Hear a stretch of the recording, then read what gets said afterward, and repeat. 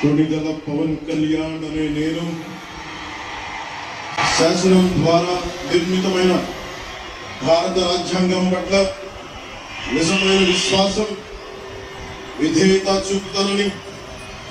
భారతదేశ సార్వభౌమాధికారాన్ని సమగ్రతని కాపాడుతానని ఆంధ్రప్రదేశ్ రాష్ట్ర మంత్రిగా నా కర్తవ్యాలను శ్రద్ధతో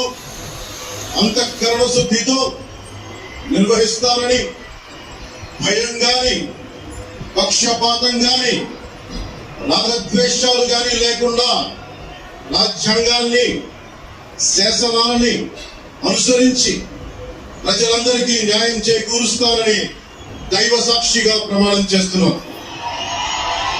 నేను పవన్ కళ్యాణ్ అనే నేను ఆంధ్రప్రదేశ్ రాష్ట్ర మంత్రిగా